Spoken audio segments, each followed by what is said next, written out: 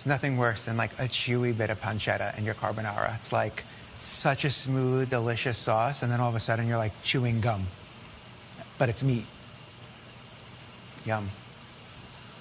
Meat gum. Coming soon.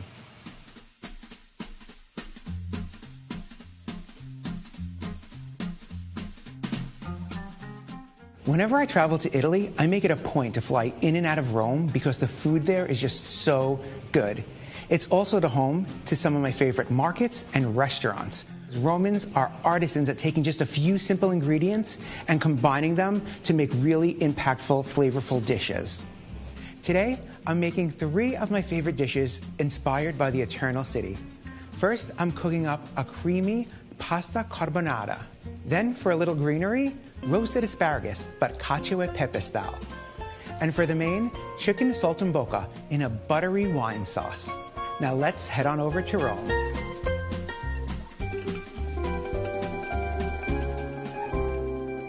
Rome is famous for its pasta dishes, 4 in particular: pasta alla gricia, pasta alla matriciana, cacio e pepe, and my personal favorite, pasta carbonara. What sets carbonara apart from the rest are that it's made using eggs, which turn into this velvety, luscious, super decadent sauce. The first thing we need to do is dice up some pancetta. So traditionally, guanciale would be used here.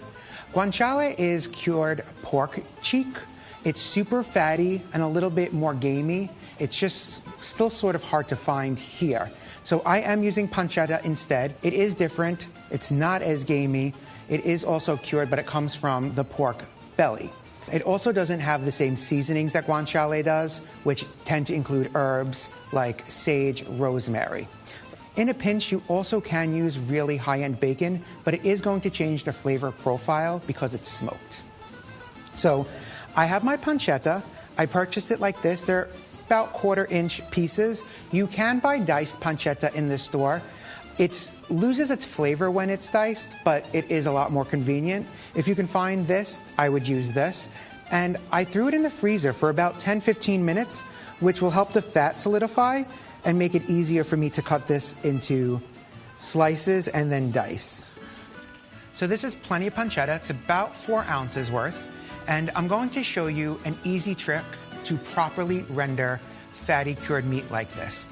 If you've ever tried to crisp pancetta, but it was still super chewy, it's because you cooked it too fast and the fat didn't have time to properly render. So one way to ensure really nice, tender, properly rendered pancetta is to actually cover it, barely cover, I should say, with just some cold tap water. And what happens is, as the water begins to boil, it begins to melt the fat and will cook the pancetta through so that it gets nice and tender. And then eventually the water will begin to evaporate, leaving behind the rendered fat, and will crisp it up. So you'll have nice, tender interiors and crispy outside. So I'm going to bring this to a boil. We want this to evaporate fast, but just keep an eye on it because once the water's gone, it's going to start to saute and you want to make sure you don't burn your pancetta. You can see that the fat is really starting to render now and has kind of made its way around the sides of the pan. And we'll just let this keep going. It's like a Roman mosaic art piece. You can also tell that the pancetta has rendered because the fatty pieces are almost transparent. At this point, keep stirring it so that it gets nice and crispy all over. All this liquid remaining, that's all the rendered fat. That is not water anymore.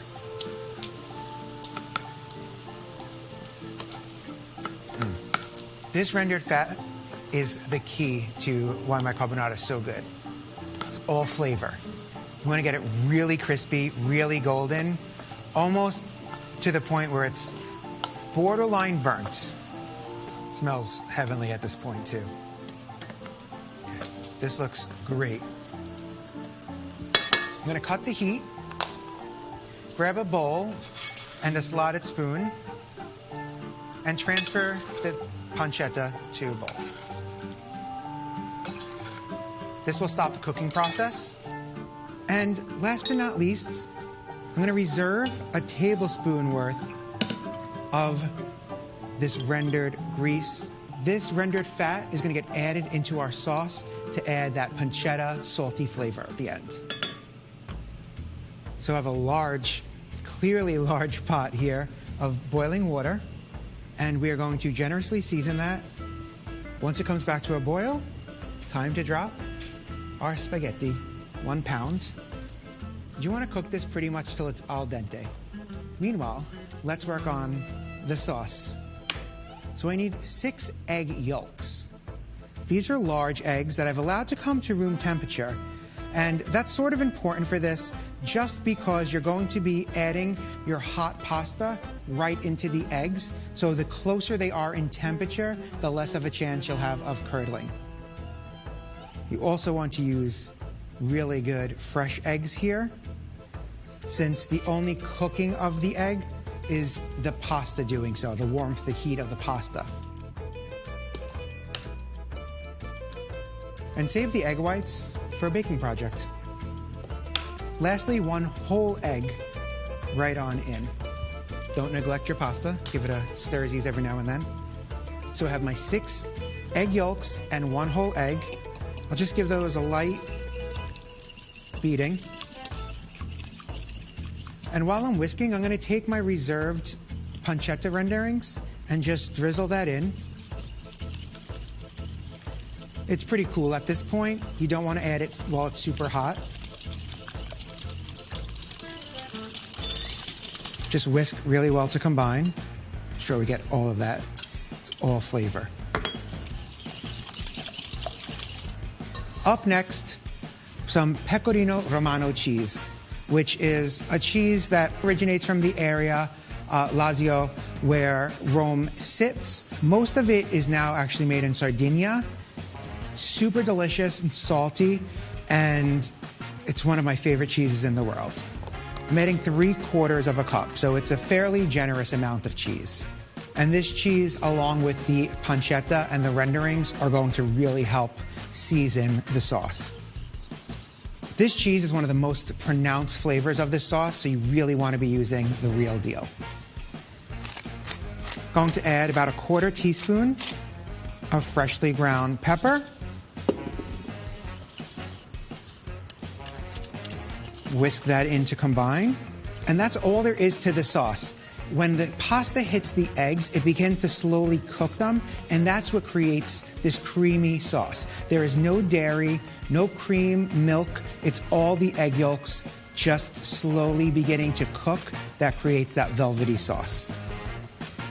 So if you go to a restaurant and it says cream, it's not a true carbonara. I'm sure it's still delicious. I mean, cream. I'm just cooking the pasta until it's al dente. Unlike most sauces that we finish in a pot, I'm gonna finish the dish right in this bowl. So when it comes out, the pasta needs to be perfectly cooked. So the pasta is very close to being ready, a nice, perfect al dente. And at this point, the only important ingredient left is speed. Everything from this point on needs to happen really quickly to make sure that 1, we don't curdle the eggs, and 2, our sauce stays nice and luxurious and doesn't set too much before we serve it. So, are you ready? Okay, let's do it.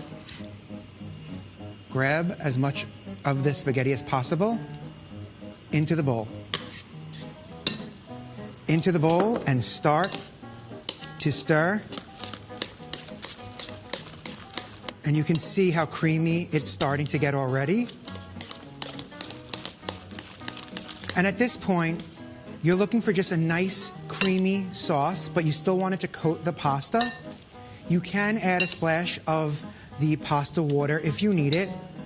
I don't think I need it at this point. The pancetta goes right on in. Oh my God, this just looks so good. At this point, you can taste it for seasoning. But if you seasoned your water well and there's so much salt in the sauce, you really shouldn't need it. Let's plate it up.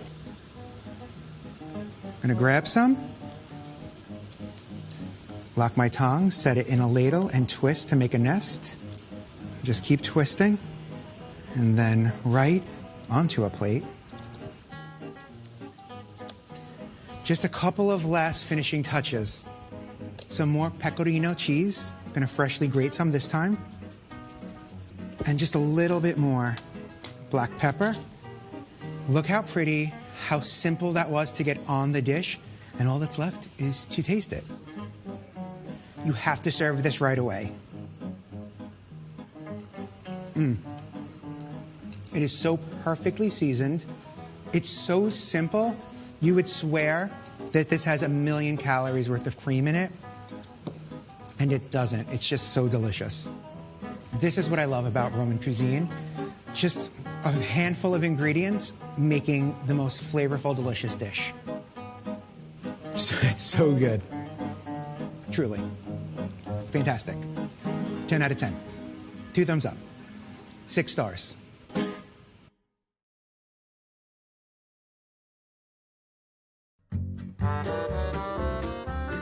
Cacio e Pepe is normally associated with pasta, but for this recipe, I'm going to be taking those flavors and roasting some asparagus with the cheese and the pepper. Makes a perfect side for today's meal. So for this recipe, I like to use a really thin stalk asparagus called pencil asparagus. It's really easy to find in the summer. It can be a little bit more difficult to find the rest of the year, but you never know. The only thing you'll have to adjust is cooking times if you have the thicker stalks. The first thing I'm going to do is trim off the woody bottoms of the stalk and discard. Ta-da. And then onto a foil-lined sheet pan. You don't have to line it with foil. I just like to do so because it helps with cleanup a little later on, and I'm lazy. And just in a thin, evenish layer, just kind of lay your asparagus out onto the sheet pan. And then in true Roman style, literally just a few ingredients. Starting with extra virgin olive oil. I'm gonna add 3 tablespoons. And this is a great eyeball it recipe. I do give the measurements for this, but feel free to eyeball it. 1/4 teaspoon of salt, 1/4 teaspoon of freshly ground black pepper, and last but not least, a packed 1/4 cup of freshly grated pecorino. And it is a pretty generous amount when you pack it and freshly grate it. It's very fluffy. Then just give it a little toss with your hands to coat it with all of these delicious ingredients. That is literally all there is to this dish. All that's left is to put it in a 400-degree oven and roast it until fork tender, which will be about 16, 18 minutes.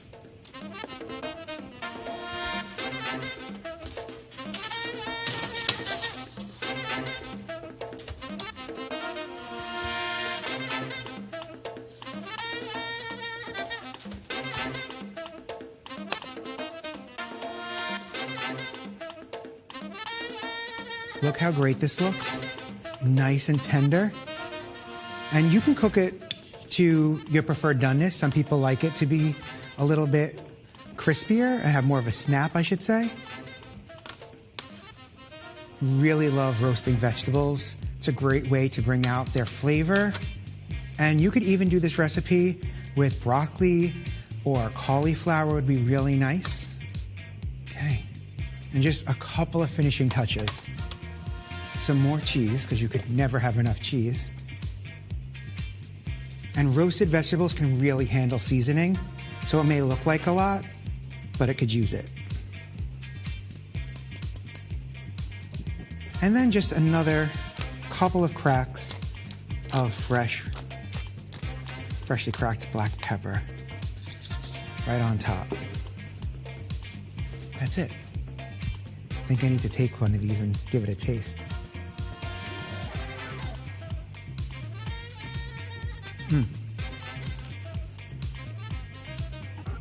It's just such a simple dish, but that combination of the salty cheese and the spicy black pepper is just amazing pairing.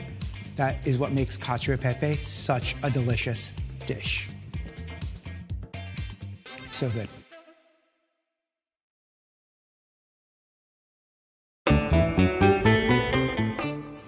Veal saltimbocca is a quintessential Roman dish. However, I am going to be Americanizing it by using some chicken instead. I actually prefer chicken. It's easier to find and it's cheaper than veal. But the flavors are still there, and I promise this dish is so impressive looking that it's great for entertaining, but simple enough to serve on any weekday evening. In front of me, I have 8 very thinly sliced chicken cutlets, which I purchased just like this at my local supermarket. It is very important that they're thinly sliced, but the first step is to season both sides of the chicken with salt. I'm being fairly generous with my seasoning.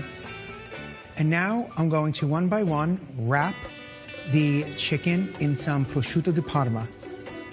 So I have thinly sliced prosciutto. I'm just going to work one cutlet at a time.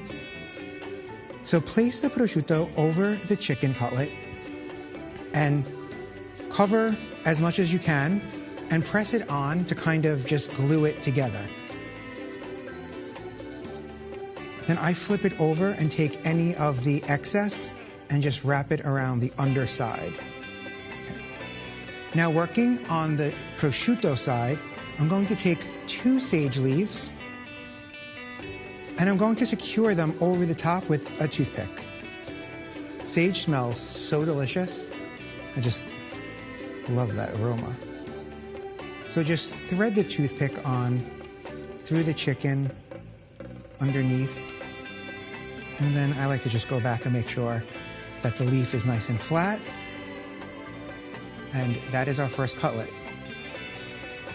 And you want to just repeat the process with all the remaining chicken cutlets.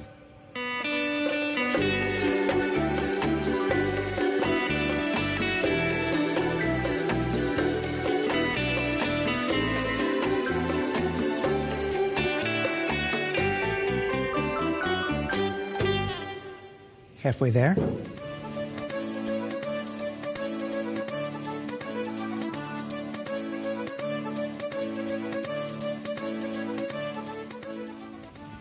Okay, and the last one. The last thing we need to do before we actually cook the chicken is just dredge it in some flour. Make sure you get it fully coated and then gentle shake to remove any excess. Just work gently so that you don't disrupt the sage leaves.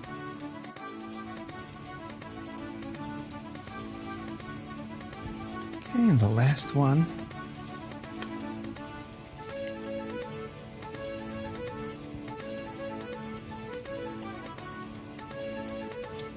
All right, I'm going to give my hands a quick rinse and grab a couple of ingredients so we can finish our saltimbocca.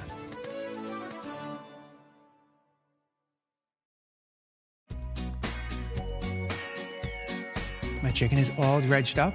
All that's left to do is to cook it. So I'm starting with a high-sided, fairly large skillet. I'm gonna put that over medium heat. The heat is very important for this recipe. We want to cook the chicken so that the exterior gets nice and crispy but doesn't overcook. But then the chicken also has the opportunity to cook through. That's why we're using these thin cutlets. I'm going to add about 2 tablespoons of extra virgin olive oil and just warm that up over the medium heat. You want to cook the chicken in batches, adding more oil as necessary until all of it is cooked. You don't want to overcrowd your pan. So I'm just going to do 2 cutlets to start. So you want to put the prosciutto and sage side down because we really want to get a nice crispy crust on that. It's going to take about 2.5 to 3 minutes per side. And I'm looking for the sides to get nice and caramelized, and you'll actually see the chicken beginning to turn more opaque as it cooks. Now you want to cook it on the other side for another 2 to 3 minutes until it's fully cooked through. The sage not only looks pretty, it infuses this whole dish with a punch of delicious flavor. Transfer it right to a serving platter and then continue cooking your chicken. You can almost smell the saltiness of the prosciutto. It's a very distinct aroma, and the earthiness of the sage, just a great combination.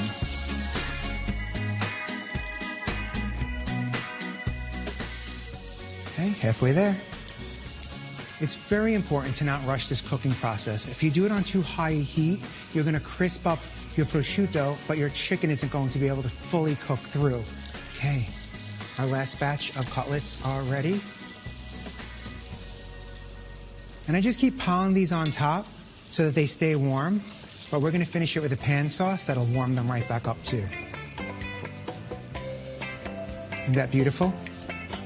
Saltimbocca is typically paired with a white wine hand sauce. I do mine just a little bit differently, but the flavors are all still there. I'm gonna take a half a cup of some good dry white wine. I like to use a Pinot Grigio. And we're gonna use that to deglaze the pan. All those brown bits are from the prosciutto and from the chicken, and it's all flavor. So just stir it to melt right into the wine. And you want to reduce this for about a minute or two. So fragrant. Now that that's reduced, I'm going to add a cup of chicken stock or broth. And I'll bring that to a simmer. Typically this pan sauce is very loose and runny, super winey. I kind of tone it down with the sauce. I also add a little bit of flour at this point because I like a sauce that sticks to the cutlets, similar to you would find in like a marsala or francese. So I reserved 1 tablespoon of the dredging flour, and I'm going to add 3 tablespoons of unsalted butter to it. I'm doing this for 2 reasons. First, the butter is going to add a delicious richness to this dish, but I'm also going to create a paste with the flour. If I were to add the flour in by itself, it would clump. And it's nice and soft. And I'm going to just gently kind of massage the flour into the butter. You can use your hands for this too. It's just a little messy. This is something you see in French cooking called beurre meunier. And I'm just going to add this butter flour paste right to the skillet. And as the butter melts, the flour will begin to incorporate and slightly thicken the sauce. So you can already see how the sauce has slightly thickened. The last thing to do is to taste it for seasoning.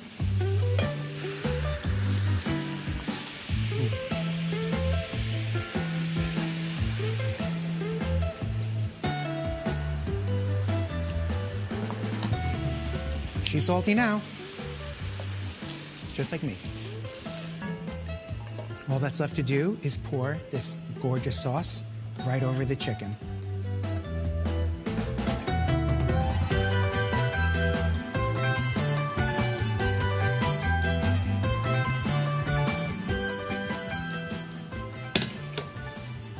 Dinner is served. I think I need to taste this now. Carefully remove the toothpicks.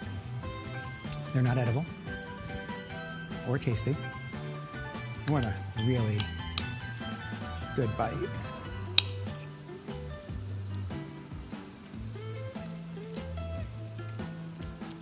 It is so good. This is why the Romans are just geniuses. They take just a few ingredients, the saltiness of the prosciutto, the earthiness of the sage, and combine it with the white wine, and is all I can say.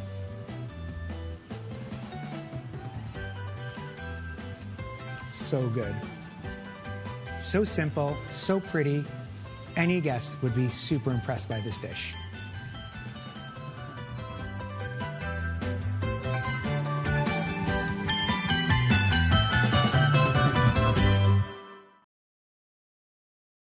Hey, thanks for watching our YouTube channel. Find your favorite recipes, celebrity interviews, uplifting stories, shop our favorite deals, and so much more with the Today app. Download it now.